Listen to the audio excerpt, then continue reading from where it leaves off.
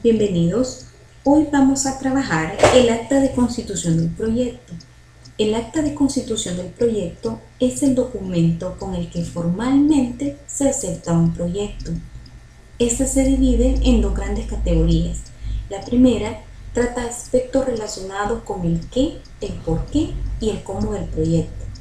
Y la segunda categoría trata sobre el sujeto del proyecto, es decir, quiénes y a quiénes. Estudiemos detenidamente cada una de ellas.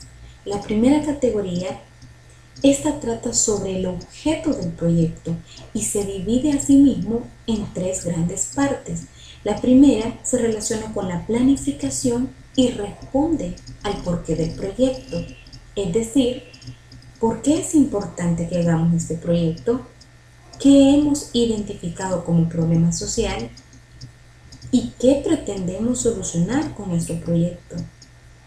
En esta parte es importante que los datos sean específicos y se cuente con indicadores que hayamos extraído del diagnóstico del proyecto en base a una necesidad social, es decir, identificar directamente una problemática.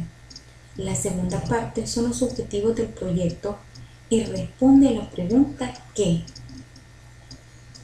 ¿Qué vamos a hacer con esa situación encontrada? Y la tercera parte es la estrategia. Y la estrategia responde a qué? A cómo vamos a solucionar. Cada organización para cada proyecto puede definir una solución distinta a una realidad o a un problema. Nuestro diagnóstico responde a algo determinado. Con esto finalizamos la primera categoría.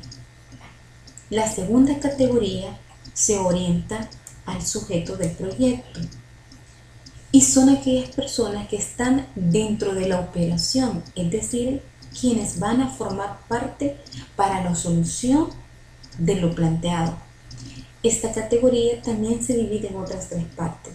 La primera se relaciona a la estructura de gobernabilidad y la estructura de gobernabilidad está compuesta de aquellos actores que definen las reglas del proyecto, que toman decisiones y que tienen autoridad sumamente relevante dentro del proyecto.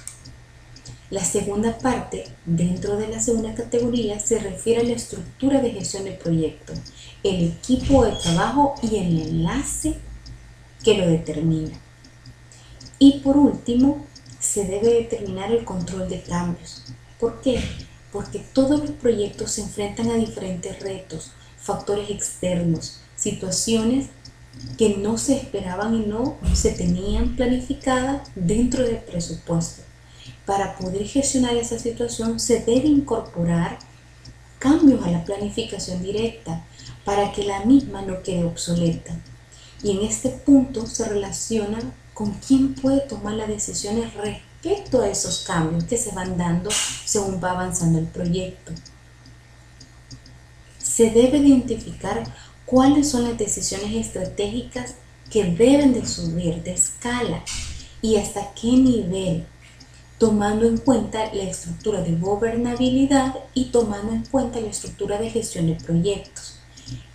Al tomar en cuenta estas dos grandes categorías, lo único que resta es poder aprobar el acta de constitución. Y la aprobación del acta de constitución